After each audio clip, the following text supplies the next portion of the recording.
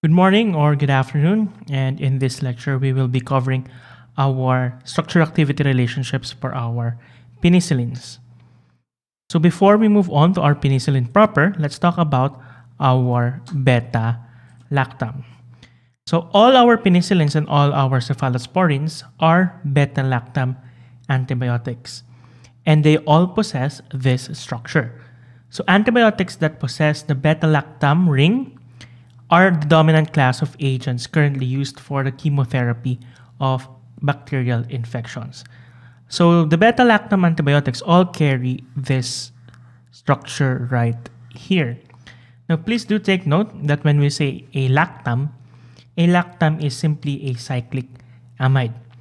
And when we refer to a beta-lactam, it specifically states it is a four-membered cyclic amide. So we will be focusing on our beta lactam. So it is a four-membered amide ring.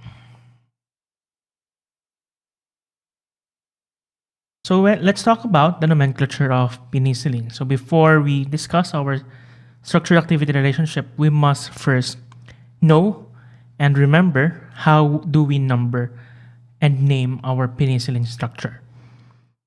So there are actually two ways of numbering our penicillin structure. So we have our chemical abstract system and we also have our USP system. So for our chemical abstract system, it initiates the numbering with the sulfur atom. So it starts at the sulfur atom and assigns the nitrogen at the 4 position. This is our chemical abstract. For our USP, it assigns 1 to the nitrogen atom and it will assign 4 to the sulfur atom. So you will be enlightened with the next slide. So you can see that for our chemical abstracts, 1 is sulfur, 4 is nitrogen, and for our USP, 1 is nitrogen and 4 is sulfur. For the sake of brevity, we would be using the USP method of numbering. So it starts at nitrogen and 4 is at our sulfur. Okay, so please take note of the numbering. So you start at nitrogen, then the numbering goes towards sulfur. So 2, 3, 4 is sulfur, 5, 6, and 7. That is the numbering system of our penicillin. Simplified forms of penicillin nomenclature. We have three main simplified forms. First, we have the PENAM system. So the PENAM is used for the unsubstituted bicyclic system, including the amide carbonyl,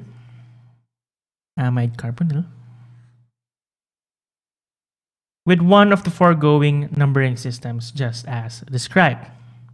So this is the PENAM ring. Next, we also have the more frequently seen in medical literature, which is our penicillinic acid nature, penicillinic acid. Okay, so this includes substituents in our PENAM ring. So these are now included. If we go back, those are not. Okay, hydrogen is included in the PENAM ring. However, the bimethyl substituents and the carbonyl is not. And the third form, which we will be using across this lecture, uses the trivial nomenclature to name the entire 6-carbonyl aminopenicillinic acid portion of the molecule penicillin. Then it only distinguishes compounds on the basis of the R molecule of the acyl portion of the molecule. Okay, so this sort of structure right here, from here to here, can be divided into your N-acyl group, and this is your 6-aminopenicillinic acid.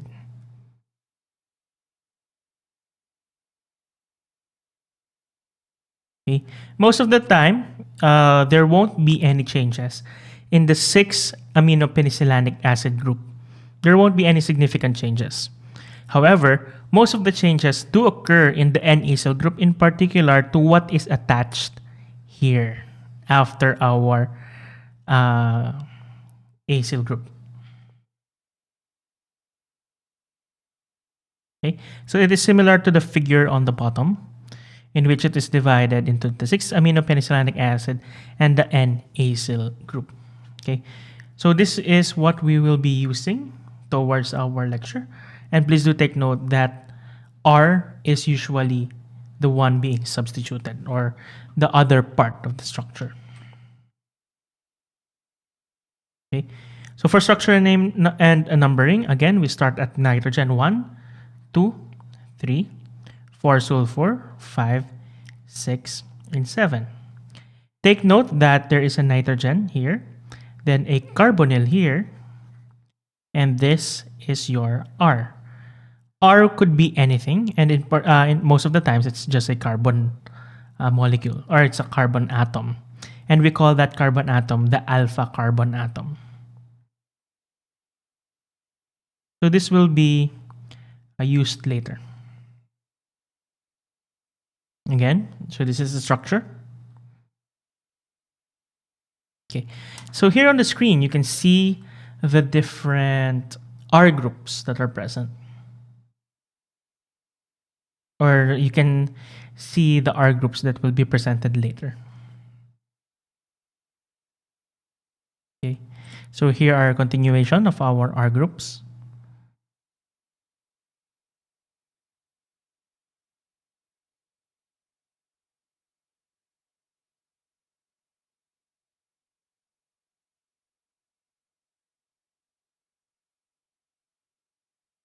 Okay, now for our parent compound, this will be our general structure. So usually when we compare activities of our antibiotics, we're going to compare it with the most basic substance. In this case, our parent compound is penicillin G, or our benzyl penicillin. Okay, so let's study the structure. Again, you can divide it here. This is your 6-aminopenicilloic acid. This is your N-acyl group. Okay, and this is your alpha carbon. Okay, why is it called benzyl penicillin? It's because you have a benzene ring attached to the alpha carbon. That is why it's called benzyl penicillin. Okay, so modifications to this structure will usually end up with different properties of our antibiotics later. Okay, so penicillin G will always come up later, and I will always try to bring it up when we're going to discuss more specific SARs. Okay, so before we move on to the next class, or the more specific classes of our penicillins, we must first talk about bacterial resistance. So there are various methods of resisting penicillin by our bacteria. However, one of the most common and the most important when designing our drugs is the property of our bacteria to produce inactivating enzymes. So the bacteria actually produce enzymes that deactivates penicillin to protect themselves. We call these enzymes that deactivate penicillin, specifically penicillinases. Okay? And among these penicillinases, there is a more specific type, which is our lactamases. The lactamases act in a way by destroying the beta-lactam ring. In essence, once you destroy the beta-lactam ring, which is responsible for the antibiotic activity, you render the antibiotic useless. Okay? So it is well known that strains of Staphylococcus aureus produce beta-lactamase. Okay, so let's take a look at our structure again. So you can see this is the beta-lactam ring, And in particular, your beta lactamase will try to destroy the bond between the carbonyl and the nitrogen group. Okay? Once that bond is broken, it becomes penicilloic acid, which is inactive. Okay? So that's the mechanism of action of our beta lactamase. Okay. Now, based on our recent development of producing penicillins, we have currently the ability to mass produce 6-amino penicilloic acid on a commercial scale. So this structure right here on the lower right side of the screen can be easily manufactured right now. Okay. Now,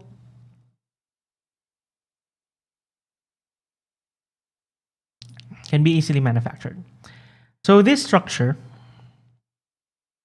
is readily available, and all we have to do is to adjust this part of the structure right here, and we're going to attach various functional groups to our acyl amino side chains.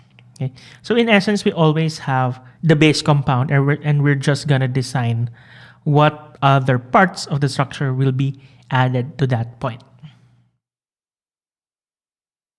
So in general, we have our first SAR, which is the development of penicillinase-resistant penicillin.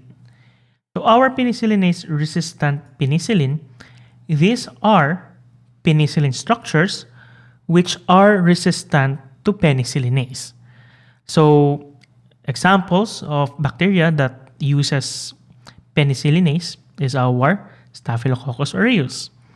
So drugs that are penicillinase resistant can kill those bacteria. And the exact structure activity relationship is increasing the steric hindrance, or let's just say size for short, at the alpha carbon of the acyl group increases resistance to staphylococcal lactamase, with maximal resistance being observed with quaternary substitution. And an even more fruitful modification was that if the acyl carbon could be part of an aromatic ring structure, or even if it is a part of a heteroaromatic system. Okay, so let's take a look at the next sample. So this on the screen you can see is oxacillin. Okay, so this is our alpha carbon.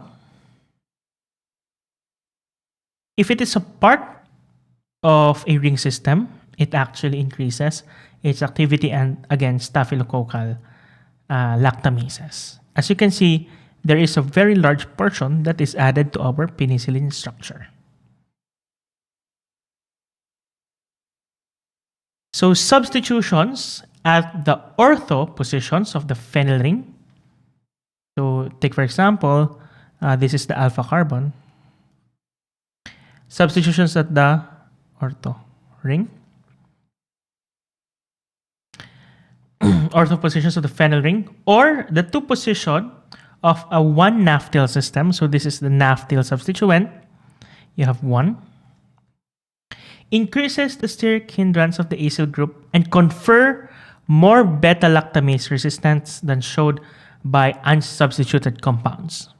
So if ever you're going to compare a structure with a naphthyl ring and a phenyl ring, if there are substitutions at 1 at naphthyl or 2 and 6 at phenyl, it is greater in terms of beta-lactamase resistance. Okay, so let's take a look at nafcillin. Okay, so this is our APA, aminopenicilloic acid. This is our N-acyl group. As usual, nothing changes there. This is our alpha carbon. And lo and behold, this is 1, this is 2 rings. This is our naphthyl ring. And you have substitutions at the second position. So the second position of a 1-naphthyl system increases steric hindrance even more and gives it more resistance to beta-lactamase. Let's take a look at methicillin. So instead here, if you compare it to the previous structure, this is a phenyl ring. So phenyl is simply this one. Benzyl. Okay. So ortho, meaning 2 and 6. 2 and 6. Also increases the steric hindrance and gives it more resistance to beta-lactamase.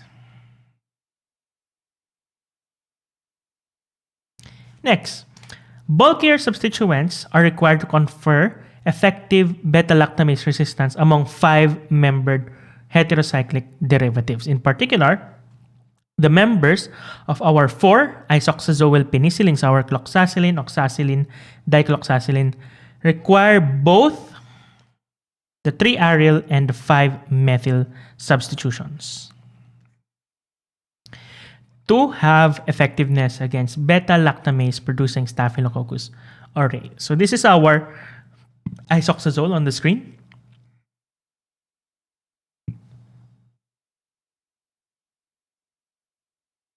And the numbering is 3. 1, 2, 3, 4, 5. It is called 4-isoxazoyl. It's because the alpha carbon is at 4, or the attachment point is at 4. Okay, so it will require that 3-aryl, correct, and 5-methyl, also correct. So this is your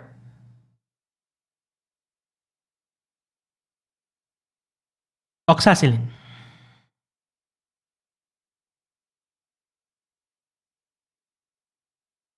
Okay. The next structure is similar in nature. It's literally the same with oxacillin. However, the only difference is there is a chlorine atom at the phenyl substituent or the aryl substituent. So this is your cloxacillin.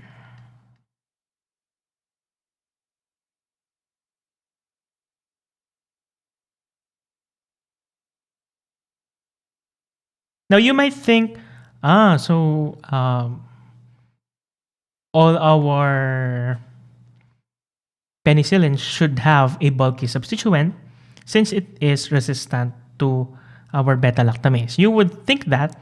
However, adding steric hindrance to the structure actually has some disadvantages.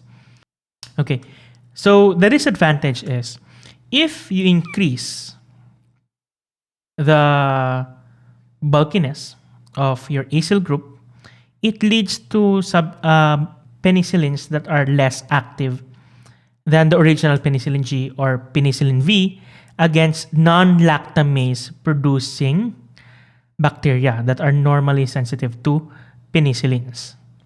So what this means is as the bulk of the acyl group increases, resistance to penicillinase increases as well, meaning it is more resistant to beta-lactamase, but effectivity against other organisms is lessened. So that is why we call them penicillinase-resistant penicillin, or an alternative name would be our anti-staphylococcal penicillins. So these penicillins are actually indicated for staph infections. These are not indicated for anything else because they are so specialized in killing staphylococcal infections. Okay. If you're not going to treat staphylococcal infections, better move to other penicillins. So the next type is we have our extended spectrum penicillins. So another development was in the preparation of semi-synthetic derivatives was if you introduced an ionized or polar group into the alpha position of the side chain of the benzyl carbon atom of penicillin G, it confers activity to negative bacilli. Okay, so you actually extend the spectrum of activity of our penicillin G if you put an ionized or polar group in the alpha position. Okay, so let's take a look at the structures. Here on top, you have penicillin G, or our benzyl penicillin. This is our standard penicillin. Next, you have ampicillin. The only change with penicillin G is you added an amine group at the alpha carbon. Okay, so the amine is your ionized group. Next, you have your amoxicillin. You also add the ionized group, subgroup, or our amine, and you also add a hydroxide on the benzyl substituent. Okay, so these are our two samples of extended spectrum penicillins, our amoxicillin and our ampicillin. Please take note of the differences in the structure. So PenG is the basic. You add an amine group at alpha carbon, it becomes ampicillin. You add an amine group at the alpha carbon and an OH group at our benzyl substituent, it becomes amoxicillin.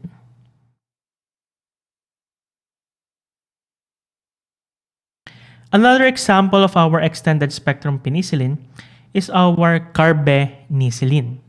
So here, there is an incorporation of an acidic substituent at the alpha benzyl carbon of penicillin G, and also imparts a clinical effectiveness against gram-negative bacilli. Therefore, it extends the spectrum of activity to include organisms that are resistant to ampicillin. So you have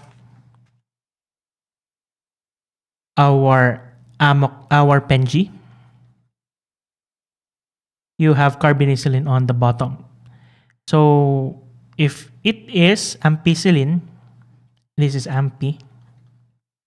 Instead of NH, you added a whole carboxylic acid. Okay. So this is our carbenicillin. It has roughly the same activity as our ampicillin. However, it has a broader range against gram-negative bacteria, including our Pseudomonas, Klebsiella, Enterobacter, Proteus, Serratia, and Providentia. However, please do take note that the potency of carbenicillin against most species of penicillin G sensitive bacteria is lower than either PenG or PenV, because probably because of poorer penetration of a more highly ionized molecule into this bacteria. So in essence, is carbenicillin is good against gram-negative but less effective against gram-positive.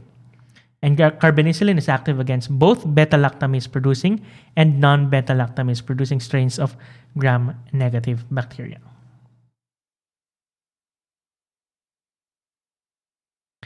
Next, we have our uredopenicillins.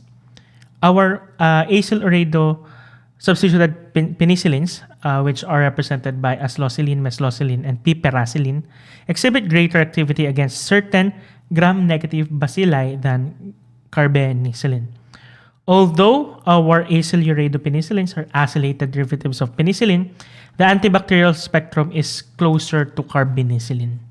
So our uredopenicillins are more structured towards gram-negative bacteria.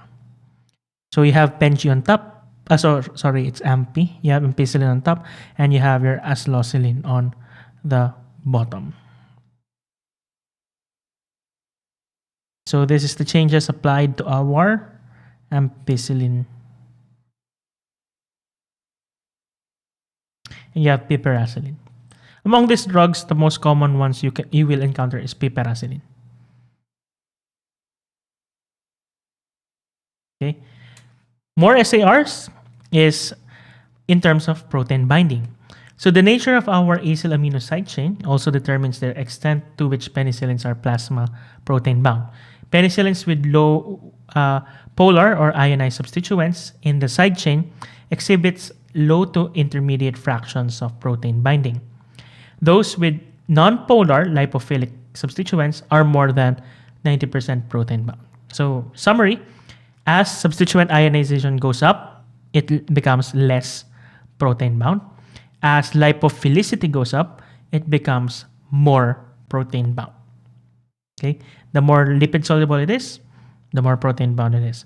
The more ionized it is, the less protein bound it is. And finally, we have our final SAR is our allergy to penicillins. So allergic reactions to various penicillins ranges in severity. So it could be a simple rash to anaphylaxis. Uh, Sensitivity to penicillin is very common, and you should always ask the patient if they have any allergies to penicillins before you administer one. Okay, so it is present in all commercially available penicillins, may it be general Pen-G, uridopenicillins, cephalosporins, or more specific penicillins. Okay, so it is assumed that it is based on the beta-lactam structure, since our 6-acyl-aminopenicillinic acid also demonstrate sensitivity to penicillins. So the 6-acyl-aminopenicillinic acid comes from our cephalosporins. So even though, so let me draw the structure of penicillin. So penicillin will look like this one.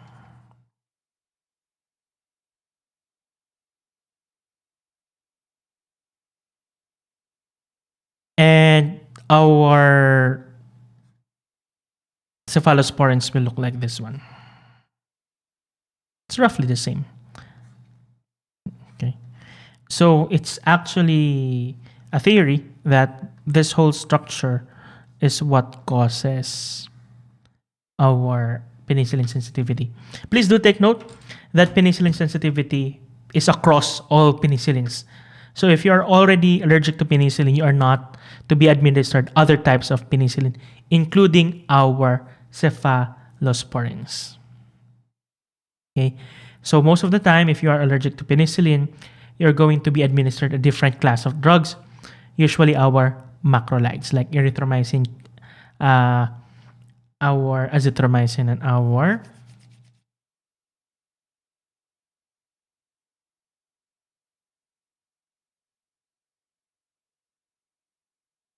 I forgot. It starts with the letter C. Okay.